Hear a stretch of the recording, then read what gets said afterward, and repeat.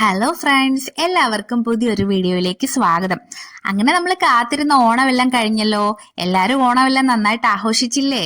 ആഘോഷിച്ചു എന്ന് വിചാരിക്കുന്നു. ഞങ്ങളും ചെറുതായിട്ട് ആഘോഷിച്ചു കേട്ടോ. അങ്ങനെ ഞങ്ങളുടെ തിരുവോണ ദിനത്തിലെ ഏതാനും കുറച്ച് മൂമെന്റ്സ് നിങ്ങളുമായിട്ട് പങ്കുവെക്കുവാണേ. എല്ലാവരും സ്കിപ്പ് ചെയ്യാതെ ഒന്ന് കാണണം കേട്ടോ.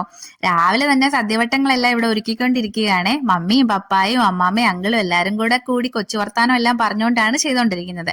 എനിക്കും അമ്മൂനും അത്തപ്പൂടാനുള്ള ഡ്യൂട്ടി ആയിരുന്നു കേട്ടോ. ഞങ്ങളുടെ കൂടെ കൂട്ടിന് സോയിമോളും കൂടെ ഉണ്ടേ. അപ്പോഴത്തേക്കും ആന്റി ഇത് ഇവിടെ നല്ല അടിപൊളി കോലമൊക്കെ ഇട്ടോണ്ടിരിക്കുക.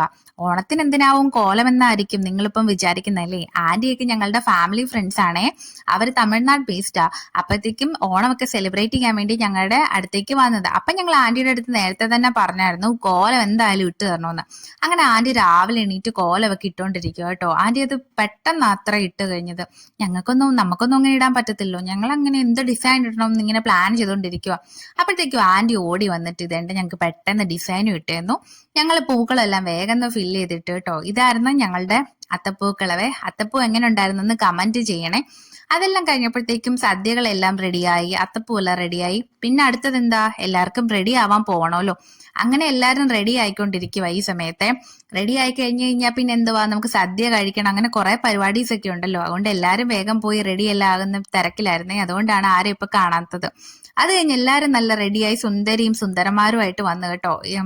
പിന്നെ കുറെ വീഡിയോസും ഫോട്ടോസും ഒക്കെ നമുക്ക് എടുക്കണോ ആസ് യൂഷ്വൽ. അങ്ങനെ ഇതേ ഇവിടെ കുറെ ഫോട്ടോഗ്രാഫേഴ്സും ഉണ്ട്, കുറെ വീഡിയോഗ്രാഫേഴ്സും ഉണ്ട്. അങ്ങനെ ഞങ്ങൾ കുറെ ഫോട്ടോസും വീഡിയോസും ഒക്കെ എടുത്തു. അത് കഴിഞ്ഞപ്പോഴത്തേക്കും എല്ലാവർക്കും വിശക്കാനൊക്കെ തുടങ്ങി.